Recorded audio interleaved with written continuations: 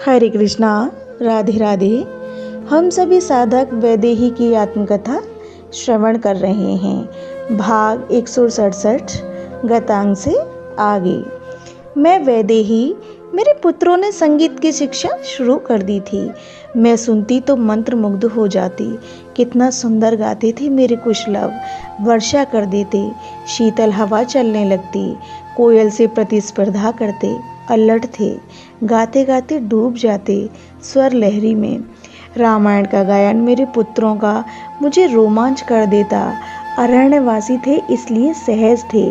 ये जब गंगा किनारे या किसी सरोवर में बैठकर गाते तब इनके श्रोता होते पक्षी, अनगिनत पक्षी, तोता, मोर, कोयल और हाँ, मोर तो नाचते थे जब मेरे पुत्र गाते।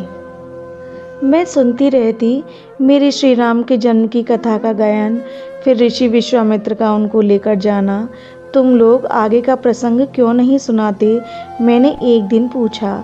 हमें अभी तक गुरुदेव ने यही तक सिखाया है, पर माँ आपको क्या सुनना है?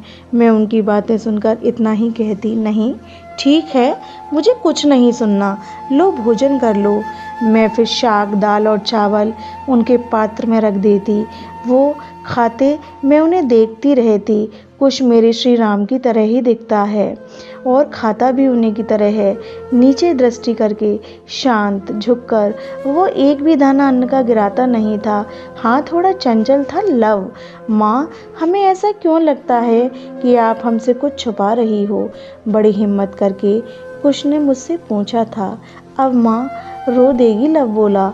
मैंने लव की ओर देखा। चुपचाप भोजन कर। माँ एक बात बताओ ना, कुश ने फिर पूछना शुरू किया। मेरा हृदय कांप रहा था। कुछ पूछना चाहते थे ये बालक आज। साग लोगे? थोड़ा चावल, मैंने बात को बदलने के लिए पूछा। नहीं, मेरा तो पेट भर गया। लव अपना पेट दिखाने लगा था। माँ देखो मेरा पेट कितना बड़ा हो गया। तू पेट फुला रहा है, बड़ा बातूनी है तू रे। ले थोड़ा और खा ले। मैंने उसके पात्र में थोड़ा सा चावल और डाल दिया। माँ बताओ ना, कुछ का पूछना जारी था। अब क्या बताऊँ तुझे? चुपचाप भोजन कर और दूध पीकर सो जा। पर मेरे ब्रह्मचारी मित्र मुझसे पूछते हैं और हमारे पास इसका कोई उत्तर नहीं होता। हमें चुप हो जाना पड़ता है। माँ बताओ ना, भैया के प्रश्न का उत्तर आपको देना ही पड़ेगा। मुझसे भी पूछते हैं। लव अपने भाई कुश की ओर से बोल रहा है। अच्छा पूछ, क्या पूछना है? मुझे लगा था ये बालक रामायण सीख रहे हैं, ये तो श्री राम के बारे में ही पूछेंगे। हृदय को मजबूत किया मैंने और अपने पुत्रों से कहा, माँ हमारे पिता कौन हैं? मैं स्तब्ध हो गई। मैंने सोचा नहीं था ये प्रश्न करेंगे मुझसे ये बालक। माँ बताओ, आज बताना ही पड़ेगा आपको। हमारे पिता का नाम क्या है? कौन है हमारे पिता? माँ हमारे मित्र कहते हैं तुम्हारे पिता कौन है पता नहीं। माँ सबके पिता हैं, हमारे पिता कहाँ हैं? माँ हमारे पिता नहीं हैं। कुश ने आज कितने प्रश्न कर डाले थे। मुझे लगा मेरा हृदय फट जाएगा आज। मैं क्या करूं? मैं क्या उत्तर दूं? मैं भागी। माँ चिल्लाते हुए मेरे पीछे मेरे बालक दौड़ पड़े थे। मैं दौड़ते हुए महर्षि वाल्मीकि की कुटिया में गई। महर्षि मैं चिल्लाई। महर्षि कुटिया से बाहर आए। पुत्री क्या हुआ? तुम इस समय यहाँ?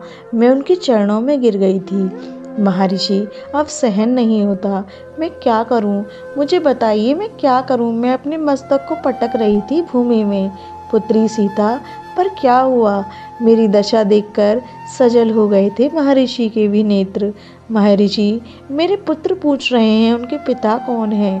महर्षि मेरे पुत्र पूछ रहे हैं उनके पिता का नाम क्या है। महर्षि मेरे पुत्र पूछ रहे हैं उनके पिता उनसे मिलने क्यों नहीं आते। मैं क्या कहूँ? अब मुझ में सहन करने की शक्ति नहीं है। आप मेरे पिता तुल्य हैं, आप मेरे पिता ही हैं। बताइए महर्षि, आपकी पुत्री क्या करे? मैं रोए जा रही थी। महर्षि मेरी दशा देखकर वो भी अपने आंसुओं को रोक न सके थे। मेरे पुत्र आ गए थे मेरे सामने, मेरे पीछे ही पीछे आ गए थे। पुत्री कुछ समय और सहन कर लो। क्या करोगी? समय आने दो। उस समय की प्रतीक्षा के सिवा हम कुछ नहीं कर सकते। देखो उठो और देखो, अपने पुत्रों को तुम्हारे सामने खड़े हैं। मैंने अपने आंसू पोंछे और जब लड़खड़ाते हुई उठी और तो कुशलव रो रहे थे और उन्होंने दोनों कानों को पकड़े हुए थे। माँ, क्षमा कर दो, हम आज के बाद तुमसे कुछ नहीं पूछेंगे। माँ, हमसे गलती हो गई। कुश और लव हिल्कियों से रो रहे थे। मैंने उन्हें देखा, मैं दौड़ी उनके पास और उन्हें अपने हृदय से लगा लिया। अब हम तीनों ही रो रहे थे। महर्षि वाल्मीकि ऊपर की ओर देखकर विधाता से कह रहे थे, कितना दुख दिया है इस सीता के भाग्य में तुमने, और कितना। वो भी रो रहे थे। अपनी माँ का ध्यान रखना चाहिए वत्स। पास में आकर मेरे बालकों के सिर में हाथ रखा महर्षि ने।